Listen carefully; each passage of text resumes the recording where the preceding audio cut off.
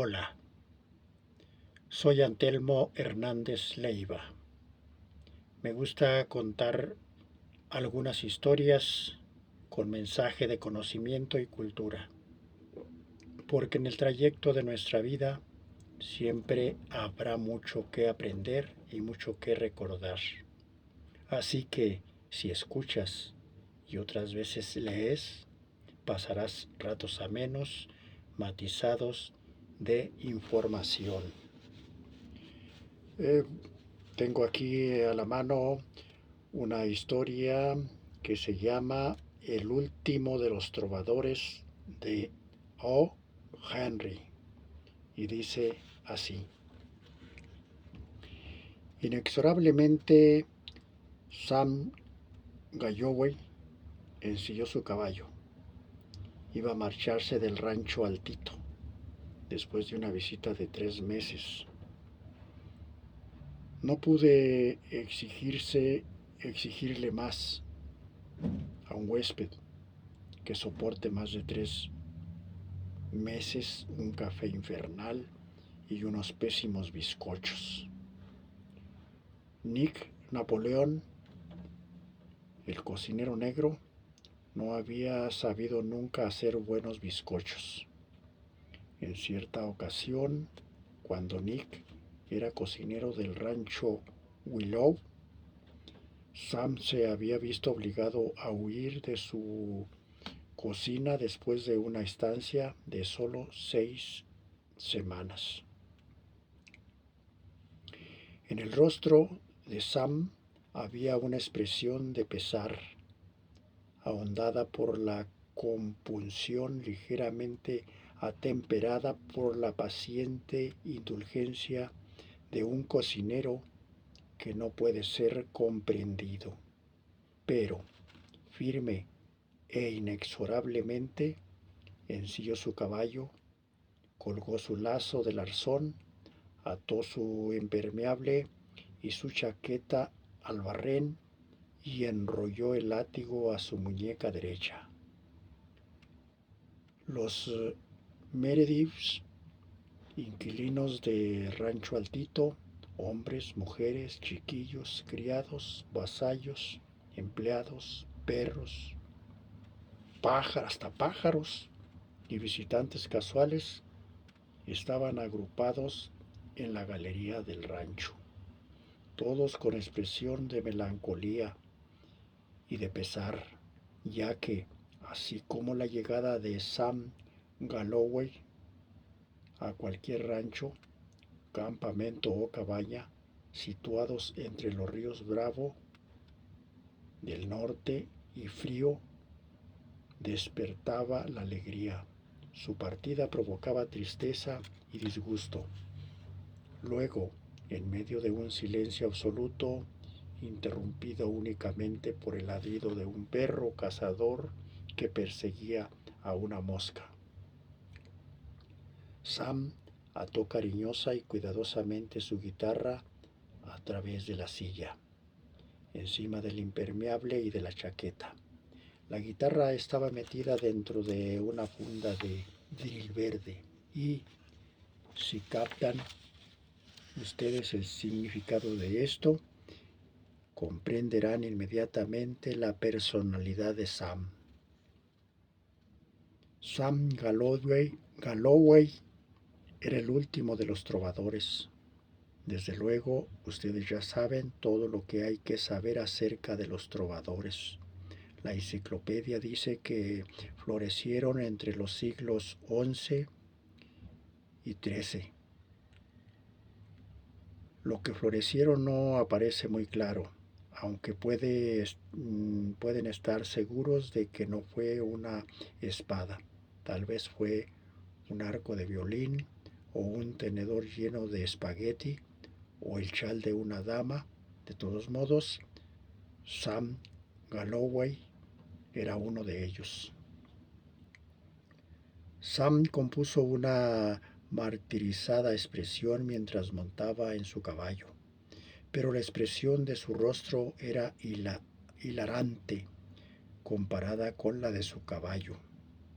Verán, un caballo acaba por conocer perfectamente a su jinete, y a ningún caballo que se precie de serlo le gusta ser montado por un tocador de guitarra en vez de sentir la espuela de un arrojado vaquero. Ningún hombre es un héroe para su caballo, y un trovador siempre es un trovador. Oh, ya sé que yo soy también un trovador, lo mismo que ustedes. ¿Recuerdan ustedes las historias que se aprendieron de memoria y aquella pequeña pieza que interpretaban al piano? ¿Cómo hacía? Tin, tum, te, tum, ti, tum. Cuando iban a visitar a su tía rica, y saben ustedes, varones, trovadores, obreros, los varones no se entretienen leyendo panemas como esta, y los obreros no tienen tiempo para leer, de modo que sé que ustedes tienen que ser trovadores y que comprenderán a Sam Galloway. Si cantamos, representamos, danzamos, escribimos, leemos o pintamos, somos únicamente trovadores.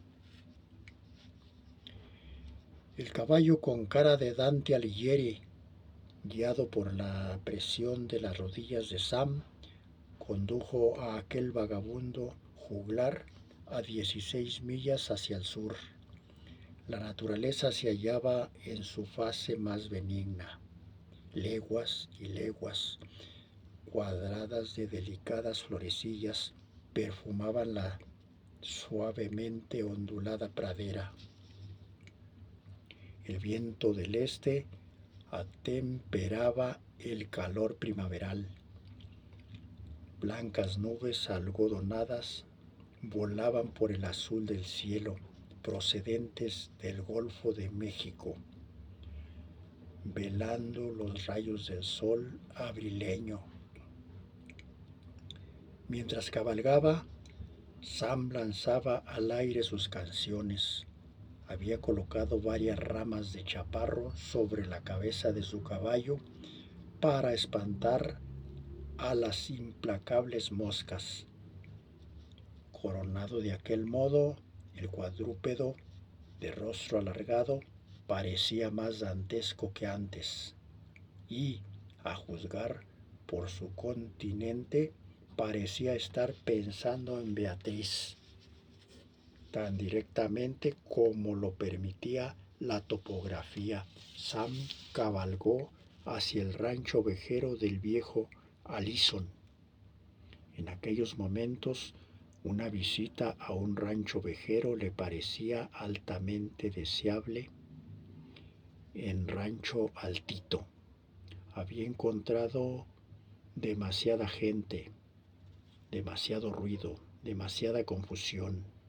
No le había concedido nunca al viejo Allison el favor de parar en su rancho, pero sabía que sería bien acogido. El trovador es bien acogido en todas partes. Los obreros del castillo bajan el puente levadizo para él, y el varón le sienta a su izquierda a la mesa. Las damas le sonríen y aplauden sus canciones y sus relatos, en tanto que los obreros sirven cabeza de jabalí, jarras de vino. Si el varón da alguna cabezada en su silla de madera de encina, no lo hace con malicia. El viejo Allison acogió al trovador cordialmente. A menudo había oído elogiar a Sam Galloway por algunos rancheros que habían sido favorecidos con su visita, pero nunca había aspirado a un honor semejante para su humilde baronía. Y digo varonía porque el viejo Allison era el último de los varones. Desde luego, Mr. Bulwer Lytton murió demasiado pronto para conocerle. De haberle conocido, no hubiera concedido aquel sobrenombre a Warwick. El cometido y la obligación de los varones consiste en proporcionar trabajo a los obreros y hospitalidad a los trovadores. El viejo Allison era anciano arrugado, con una barba blanca, amarillenta y un rostro en el que innumerables sonrisas habían dejado unos surcos indelebles. Su rancho era una pequeña vivienda de 2 habitaciones, rodeada de acacias, en la parte solitaria de la región ovejera. Vivía en compañía de un cocinero Kiwa, 4 perros de caza, una oveja que le seguía a todas partes y un coyote medio domesticado atado a un poste de la cerca. Poseía 3,000 ovejas que se criaban en 2 trozos de terreno arrendado y muchos millares de acres sin arrendar y sin dueño. 3 o 4 veces al año, alguien que hablaba su idioma pasaba junto a su casa, intercambiaba unas cuantas ideas insubstanciales con él. Aquellos días eran verdaderos acontecimientos en la vida del viejo Allison. Imagínense, pues, lo que significaría para él que un trovador que de acuerdo con la enciclopedia debió de haber florecido entre los siglos XI y XIII, cruzara las verjas de su castillo. Las sonrisas del viejo Allison arrugaron todavía más su rostro al ver a Sam. Salió de la casa apresuradamente y se dirigió a su encuentro. «Hola, Mr. Allison», exclamó Sam alegremente. «Se me ocurrió darme una vuelta por aquí. Veo que las últimas lluvias han beneficiado mucho los pastos de sus ovejas». «Bien, bien, bien», dijo el viejo Allison. «Me alegro muchísimo de verte, Sam. Nunca hubiera pensado que pudieras tomarte la molestia de cabalgar hasta este viejo rancho dejado de la mano de Dios. Pero bienvenido seas. Voy a buscar un saco de avena y prepararé un pienso para tu caballo». «¿Avena?», dijo Sam burlonamente. «No, está gordo como un cerdo y no le conviene comer más que hierba. No galopa lo suficiente para mantenerse en forma. Si no le importa, le dejaré en los pastos trabado con una cuerda un poco larga. Estoy convencido de que durará los siglos XI y XIII. No se produjo nunca una coincidencia tan perfecta entre varón, trovador y obrero como la que se produjo aquella noche entre sus equivalentes en el rancho del viejo Allison. Los bizcochos del Kiwa eran esponjosos y sabrosísimos, y su café era verdadero café. En el rostro curtido del viejo Allison se reflejaban la sinceridad y el agrado con el que ofrecía su hospitalidad. Y en cuanto al trovador, se dijo a sí mismo que había caído en un lugar realmente agradable, una cena abundante y bien guisada, un anfitrión que agradecía más de lo que merecían los más leves esfuerzos que se hacían para divertirle, y una apacible atmósfera que su alma sensible saboreaba sibaríticamente y que había encontrado pocas veces en su vagabundeo por los ranchos. Después de la deliciosa cena, Sam desató la funda verde y sacó su guitarra, no como compensación por lo que había comido, desde luego.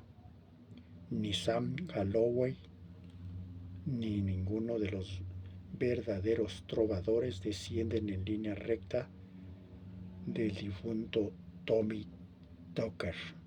Supongo que habrán leído algo acerca de Tommy Tucker en las horas de la distinguida, aunque a menudo oscura, Mother Goose. Tommy Tucker cantaba como pago por su cena. Ningún verdadero trovador haría una cosa así. Cenaría y luego cantaría por amor al arte. El repertorio de Sam Galloway incluía unas 50 historias y entre 30 y 40 canciones, pero sus habilidades no terminaban allí. Pedía hablar durante el tiempo que empleaba en fumarse 20 cigarrillos de cualquier tema que le fuera sugerido. Y nunca se sentaba cuando podía estar tendido y nunca estaba de pie cuando podía estar sentado. Me gustaría que hubieran podido verle ustedes. Era hijito y corrioso. Era bajito y corrioso e inactivo, más bien de lo que la imaginación puede concebir. Llevaba una camisa de franela de color azul marino, con una especie de cordón gris perla anudado al cuello, las inevitables botas de tacones altos con espuelas mexicanas y un sombrero mexicano de paja. Aquella noche Sam y el viejo Allison arrastraron sus sillas fuera del rancho y se instalaron debajo de las acacias. Encendieron unos cigarrillos y el trovador tocó alegremente su guitarra. Muchas de las canciones que interpretaba eran las fantásticas y melancólicas melodías que había aprendido de los ovejeros y vaqueros mexicanos. Una de ellas cautivó de un modo especial al solitario varón. Era una canción favorita de los ovejeros, que empezaba así: vuela, vuela, palomita. Aquella noche Sam la cantó varias veces en honor al viejo Allison. El trovador se instaló en el rancho del anciano. En él había paz y una tranquilidad que Sam no había encontrado en los ruidosos campamentos de los reyes del ganado. Ningún auditorio del mundo podría haber recompensado los esfuerzos de un poeta, músico o artista con una aprobación más apasionada y más sincera que la del viejo Allison. Ninguna visita de un personaje real y la humilde choza de un leñador o de un campesino hubiera sido recibida con muestras más expresivas de gratitud y de alegría. Sam Galloway pasó la mayor parte del tiempo en una meridiana instalada a la sombra de las acacias. Allí liaba sus cigarrillos con papel de color tabaco y meditaba temas que pudieran enriquecer su repertorio.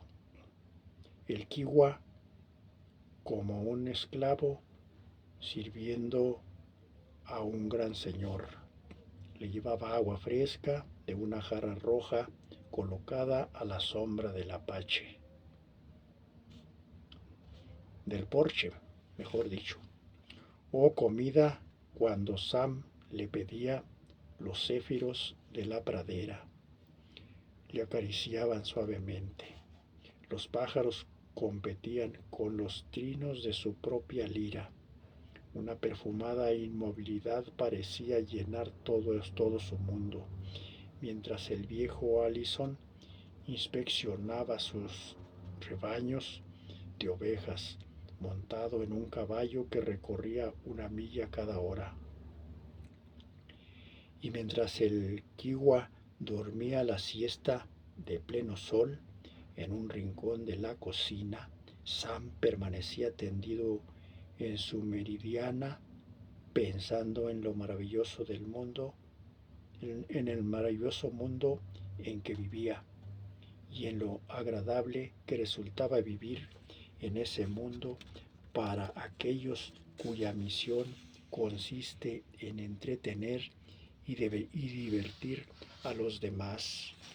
Aquí tenía comida y alojamiento, mucho mejores de lo que había esperado, ninguna preocupación ni obligación, y un anfitrión que al oír por 16ª vez una canción o una historieta le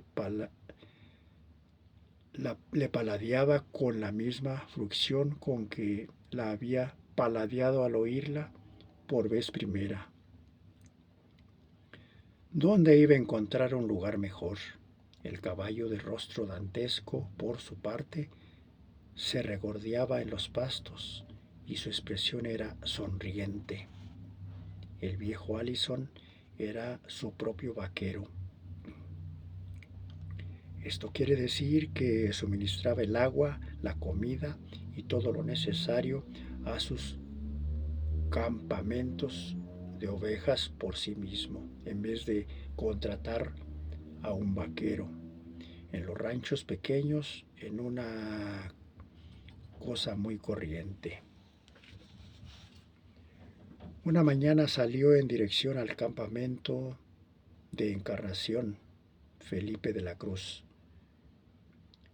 y montó Piedras, uno de sus pastores, con la ración semanal de habichuelas, café, harina, azúcar. Cuando se encontraba a 2 millas de distancia del antiguo fuerte, tropezó con un ser terrible llamado King James, montado en un soberbio caballo de raza Kentucky. King James se llamaba en realidad James King, pero la gente invirtió el nombre porque parecía encajar mejor con él y también porque parecía complacer a su majestad King James.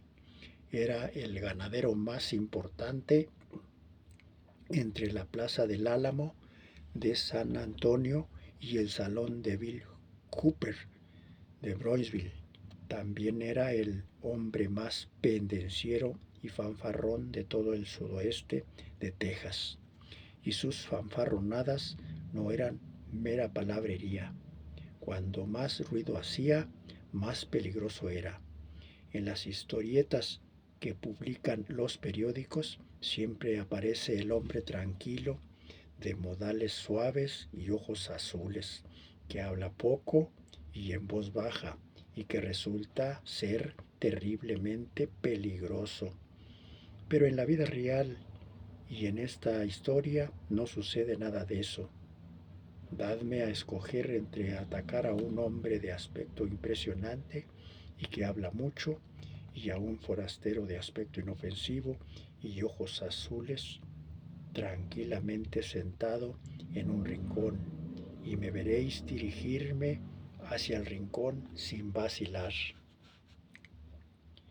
King James, como iba diciendo, era un hombre rubio, curtido por el sol, que pesaba 200 libras y tenía 2 cortes horizontales debajo de unas espesas cejas rojizas.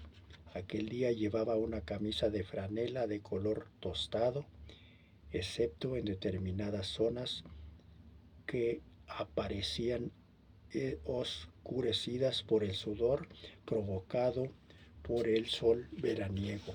También llevaba unos pantalones con las perneras metidas dentro de unas enormes botas de media caña, un pañuelo rojo y 2 revólveres. Del arzón de su silla colgaba un rifle y una canana de cuero con 1 millón de cartuchos que brillaban al sol. Pero al encontrarse delante de él, uno no se fijaba en tales accesorios, sino en los 2 cortes horizontales que tenía por ojos. Este era el hombre que el viejo Allison encontró en el camino. Y si se tiene en cuenta que el varón tenía 65 años y pesaba 98 libras, que había oído hablar de King James y que el varón cifraba todo su ideal en la vida simple y que no llevaba ningún revólver encima y que de llevarlo no lo hubiera utilizado. No puede reprochársele que las sonrisas que el trovador había hecho acudir de nuevo a su rostro desaparecieran como por encanto. Pero el viejo Allison no era de los varones que huyen ante el peligro. Tiró de las riendas de su caballo, el cual tuvo que hacer un esfuerzo mínimo para detenerse, y saludó al formidable monarca. King James, se expresó con claridad regia, usted es el viejo testarudo que está criando ovejas en esta comarca, ¿no es cierto? ¿Con qué derecho se ha atrevido a hacerlo? ¿Es usted el dueño del terreno o lo tiene arrendado? Tengo 2 parcelas que me arrendó el Estado, respondió amablemente el viejo Allison. No tiene usted nada, dijo King James. Su contrato de arriendo expiró ayer y yo tenía a un hombre en la oficina del representante del Estado para que lo renovara inmediatamente a mi nombre. Usted no controla ya ni una brizna de hierba en Texas. Sus ovejeros tendrán que marcharse. Su época ha terminado. Esta es una región ganadera y no hay sitio en ella para los ovejeros. El terreno donde criaba usted sus ovejas es mío. Estoy tendiendo una cerca de espino de 40 millas de ancho por 60 de longitud. Si encuentro una oveja dentro de mis terrenos, cuando la cerca esté tendida, puede darla por muerta. Le doy una semana de plazo para que desaparezca de aquí. Transcurrido ese plazo, enviaré 6 hombres armados con Winchesters y con la orden de cargarse a todo el rebaño. Y si le encuentran a usted, aquí seguirá el mismo camino que sus pestilentes ovejas. King James palmeó significativamente la culata de su rifle. El viejo Allison siguió cabalgando hacia el campamento de Encarnación. Suspiró muchas veces y las arrugas de su rostro se hicieron más profundas. Los rumores de que las cosas iban a cambiar ya habían llegado a sus oídos mucho antes, al final de los pastos libres. Estaba a la vista. Otras preocupaciones, además, se habían ido acumulando sobre sus débiles hombros. Sus rebaños disminuían en vez de aumentar. El precio de la lana era cada vez más bajo. Incluso Brans Howe, el tendero de Fruit City, en cuya tienda compraba los suministros del rancho, le apremiaba para que liquidara la cuenta de los últimos 6 meses y amenazaba con cortarle el crédito. Y encima se encontraba de repente con la última y mayor de todas las calamidades, representada por la orden que acababa de darle el terrible King James. Cuando el anciano regresó al rancho al atardecer, encontró a Sam Gallory tendido en su meridiana, pulsando las cuerdas de su guitarra. «Hola, tío Ben», exclamó alegremente el trovador. «Esta noche le tengo preparada una sorpresa. He hecho un arreglo para un fandango español que creo que va a gustarle. Hace así, escuche». Muy bien», dijo el viejo Allison, sentándose en un saco de lana y acariciándose las canosas patillas. «No hay ningún músico como tú, Sam, ni en el este ni en el oeste».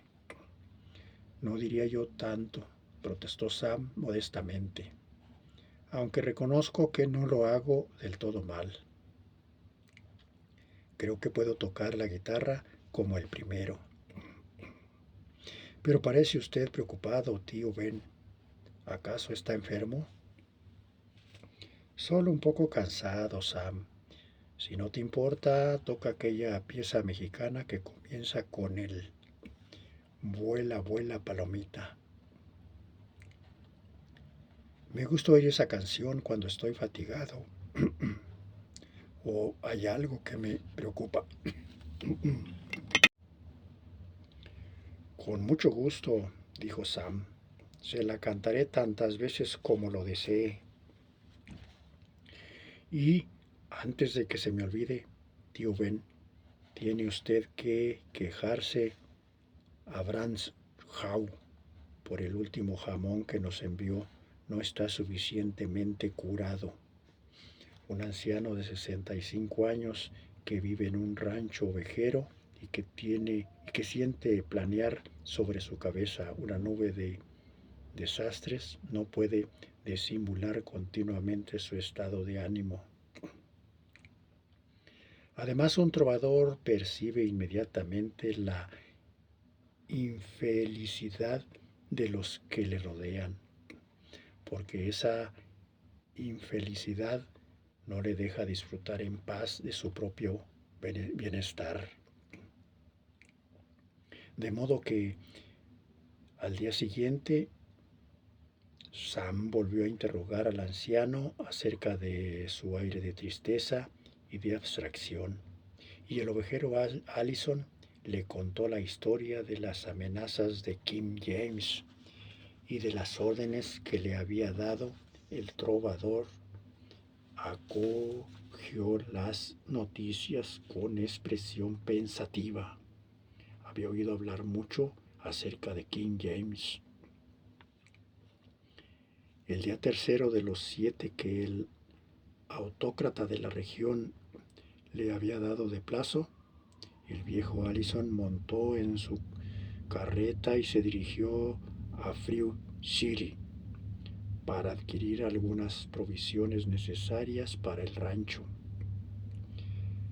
Bransham era duro, pero no implacable.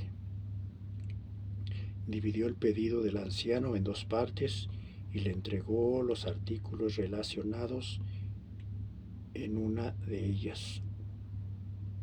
Uno de estos últimos artículos era un jamón bien curado, para satisfacción del trovador. Cuando se encontraba a 5 millas de distancia de Fruit City, en su camino de regreso al rancho, el anciano topó con King James, que cabalgaba en dirección a la ciudad. Su Majestad tenía siempre un aspecto altanero y amenazador, pero aquel día los cortes horizontales que tenía por ojos parecían un poco más abiertos que de costumbre. «Hola, Allison», dijo. «Precisamente estaba deseando verle. Ayer le oí decir a un vaquero de Sandy que es usted del condado de Jackson, en Mississippi. Quiero saber si es cierto». «Nací allí», dijo el viejo Allison, «y viví allí hasta que cumplí los 21 años. Aquel hombre dijo que estaba usted emparentado con los Reeves del condado de Jackson», continuó King James. «¿Es cierto?» «Carolina Reeves», dijo el anciano, «era hermanastra mía». «Carolina Reeves era mi tía», dijo King James. Me escapé de esa casa cuando tenía 16 años y ahora vamos a hablar de nuevo de algunas cosas que discutimos hace unos días. Dicen que soy un hombre duro. Es posible que tengan razón. Pero no soy un hombre malo. En mis pastos hay terreno de sobra para sus rebaños de ovejas. Tía Carolina solía darme pierna de cordero guisada. Y entre corderos y ovejas, de modo que puede usted utilizar todo el terreno que le haga falta. ¿Cómo andan sus finanzas? El anciano le hizo un completo estado de cuentas. También solía poner algunas golosinas en mi cartera de colegial. Me refiero a tía Carolina, dijo King James. Ahora voy a Frew City y mañana pasaré por su rancho. Voy a sacar $2,000 del banco y mañana se los llevaré a usted. Hablaré con Brashaw para que le dé crédito todo lo que necesite. En el condado de Jackson eran proverbiales las buenas relaciones existentes entre los Reeves y los King. Bueno, cuando me tropiezo con Reeves, sigo siendo un King. De modo que a partir de este momento no tiene usted que preocuparse por nada. El viejo Allison regresó a su rancho con el corazón inundado de alegría. Una vez más las sonrisas hicieron desaparecer sus arrugas. Repentinamente, por la magia de la realeza y la bondad que existe en algún rincón de todos los corazones, sus preocupaciones se habían desvanecido. Al llegar al rancho, se enteró de que Sam Galloway no estaba allí. Su guitarra colgaba de la rama de una acacia, gimiendo cada vez que la brisa del golfo soplaba a través de sus cuerdas. El kiwa trató de explicarse. Sam coger caballo, dijo, marcharse a Frew City. Yo no saber por qué marchar allí, el decir que regresar esta noche, yo no saber nada más. Cuando las primeras estrellas brillaron en el cielo, el trovador regresó a su paraíso, dejó su caballo en los pastos y entró en la casa haciendo resonar marcialmente sus espuelas. El viejo Allison estaba sentado ante la mesa de la cocina con expresión alegre y complacida. En aquel momento saboreaba una taza de café. «Hola, Sam», dijo, «me alegro mucho de verte». Pero al mirar el rostro de Sam, el viejo Allison vio que el juglar se había convertido en un hombre de acción. Y mientras Sam se despoja del cinturón con el 6 tiros que el anciano tenía siempre en la casa, podemos hacer un inciso para observar que siempre que un trovador suelta la guitarra y empuña la espada, puede asegurarse que habrá complicaciones. No es la experta confianza de Athos, ni la fría habilidad de Aramis, ni la muñeca de hierro de Porthos. Lo que hemos de temer es la furia del Gascón, el salvaje y desordenado ataque del trovador, la espada de D'Artagnan. Ya está arreglado, dijo Sam. He ido a Rio Frio City para arreglarlo. No podía permitir que abusara de usted, tío Ben. Le encontré en el salón de Sommer. Sabía lo que tenía que hacer. Le dije unas cuantas cosas que nadie se había atrevido a decirle. Fue el primero en sacar. Media docena de testigos le vieron hacerlo, pero yo disparé antes que él. Le hice 3 agujeros en el centro del pecho, tan juntos que parecían uno solo. No le molestará más, tío Ben. ¿Te refieres a King? ¿A King James? Tartamudeó el viejo Allison. Al mismo. Y me llevaron ante el juez. Pero los testigos que le vieron sacar primero estaban todos ahí. Bueno, me señalaron una fianza de $300 hasta que comparezca ante el tribunal. Pero el juez accedió a cambiarla por una fianza personal. 4 o 5 muchachos se ofrecieron como fiadores. No le molestará más, tío Ben.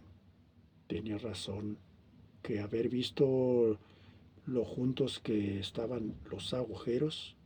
Claro que el tocar la guitarra, tanto como lo hago yo, ayuda a mantener ágiles los dedos a la hora de apretar el gatillo. ¿No le parece, tío Ben?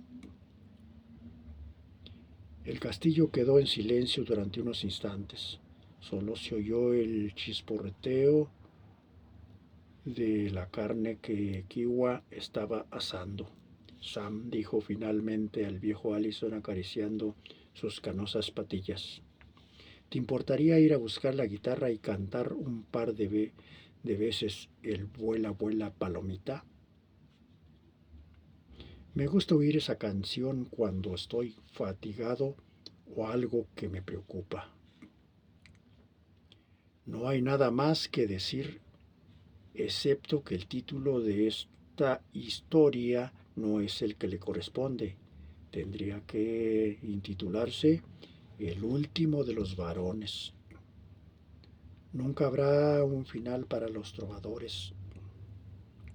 Y, de cuando en cuando, los sones de unas guitarras o de sus guitarras ahogarán el ruido de las piquetas y de los martinetes de fragua de todos los obreros del mundo.